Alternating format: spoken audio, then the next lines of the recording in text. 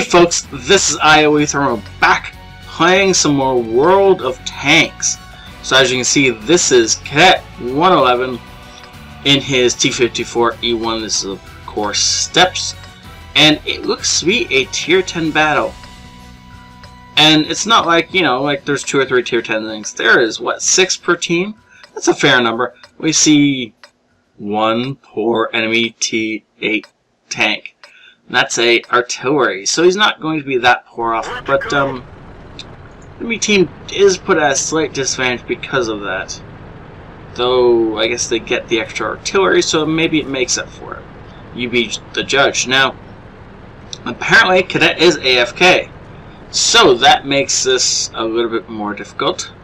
But I guess this is a good time to get started with you know, the stuff I'm supposed to say at the start of videos. So, as always, if you like the video and you want to support the channel, the best way is to like any videos you enjoy. Let's see, what else can I say? Leave comments if you want to say anything to me. I respond to 90% of comments. If you leave comments and I don't respond, it's mostly because I'm not going to get an argument with you over something I don't feel is worth an argument.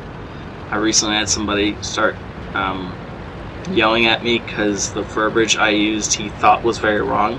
I don't care, it's what I used. I'm not going to apologize for it. And yeah. You want to yell at me for that? I will explain my position and then I'll just stop talking to you. Yay! Cadet is back and we're getting into this actual game, and now I can start talking about something interesting, right? So he's going to sneak up behind this bush, and this bush is never going to see him coming. Oh, look at that. He has surprise attacked the bush. Ooh! Ooh! That's even better than a surprise attack on a bush. He is... What are you trying to do? Ooh, okay. Probably aiming for the enemy ammo rack, and manages to track the enemy in the open field, and then doesn't bother to aim his other 2 shots, and therefore puts them into the upper plate of the FV215B. That started by being really awesome, and then quickly turned into not being as awesome because you didn't aim those second 2 shots, Cadet. If all 4 of those shots had been aimed, you would have put about 1600 damage through the bottom of that guy, and he would have been very dead right by now. Because you probably would have destroyed or ammo racked him, or at least damaged his ammo rack. Because that location that he was firing his shells, that is the ammo rack of the FV. Now, of course, the FV has decided to sit in the middle of the open for unknown reasons, and is getting absolutely destroyed. Now, to take 1 hit for 400 damage, to do that much damage to an FV215B, it's completely worth it. Okay, well, there's our bat chat dead. And apparently no one else is gonna try and confront this guy? What? How does this work? Why? So, Cadet is reloading. He's got 7 more seconds. If the FV lets him stay here, then really Cadet should be able to kill this guy, but he's going to have to wait till the FV's gun is turned away. Because if he just walks out there, he's just going to take free damage for no reason. Thankfully, a friendly Waffentrager decides it's finally time for him to help out, and actually puts a shot in. Let's try and readjust this mic so it's actually pointing at my mouth and not at my throat, because I somehow feel that will help you understand me better. Now, look at that. Enemy T54E1 kind of in the open, rolls up, 1, 2, oh, unfortunately can't get the 3rd shot off, and rolling back, there we go. So, he noticed he had 2 shells left in this clip, and as soon as he rolled back into cover, he immediately starts reloading. The reason for that is because he's going to have to move, change positions to attack the 5120, and he's going to need a full clip for this. Now, unless one of our artillery one-shots this guy, he's going to be out in the open when, no, he manages to sneak back behind that hill. Unfortunately, having taken out our Waffentrager first. Now, I don't think we're going to get any shots on him. But Is that the side of an E4? No, it's the front of an E4. Wait, did you just put a shell through the front of an E4? Really? Well, that's the side of an E4. Why is he showing us his side? I don't know. But apparently he wants to die. So, are we going to oblige him? Tell me we can... Yeah! Side of an E4. I will take that every time. Unfortunately, the 5120 is still running rampant in our lines. But there's not a whole lot we can do about that.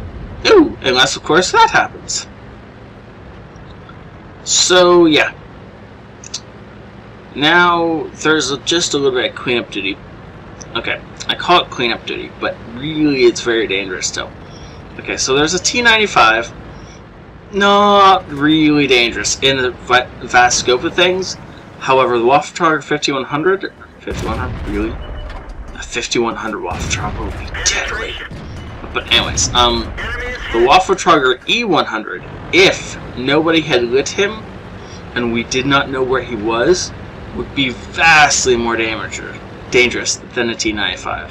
However, obviously he got lit, he is getting destroyed, and he becomes a lot less dangerous now that we know where he is. Now don't get me wrong, he is still dangerous. As long as he is alive, he is deadly. But he's a lot less deadly when you can see him. T95 is not looking at us, so STV1 and Cadet are going to race in behind him. Unfortunately, not needed as our E4 takes him out. Okay, well, that is that. I think it was our IS4 that cleaned up that kill. Wait. Cadet seems to be focusing on a friendly target. As long as he doesn't hit the fire button, I guess that's all good. But, yeah, that was an epic game. Unfortunately, some weird things going on up here, like trying to chase down that 5120, obviously didn't quite work out the way it was planned. But, of course, that led to this awesomeness, which definitely worked out in our favor. And the only real mistakes I saw was those shots on the FV at the beginning. If those had been aimed in, this would have been a spectacular game. As it was, it's only awesome. Only awesome games, right? 1,000 experience without premium. That is pretty awesome. Now, of course, that's only enough to get a second class mastery badge. That means you guys who play T54E1s are amazing. If 1,000 experience only gets you a second class. Fire for effect, Bruiser added on to just, you know, give some, you know, more deeper meaning to the game, of course. And then the no, that's the new Tank Sniper Award, isn't it? This is a 9.5 replay, but still very, very epic game. I'm not 100% certain as to why our 5120 came in 22 experience above us with 700 less damage. He didn't do any spawning damage or anything like that. So I don't understand this particular XP ratios. Maybe it is that extra kill, but I really hope it's not. I really hope that a kill in and of itself does not warrant extra experience. Extra damage should be the thing that gets you more experience. By the way, if anyone from Warp Gaming can tell me why occasionally that happens, I would love to know. Or if anyone in general knows why. You obviously just don't have to be from Warp Gaming for me to take you at face value. That would be silly. Yeah, that's interesting. Sorry. Anyways, brother's birthday, I think. But it's not the point. That's not true at all, is it? He would kill me. Anyways, it's not the point at all. In any case, thank you very much for watching.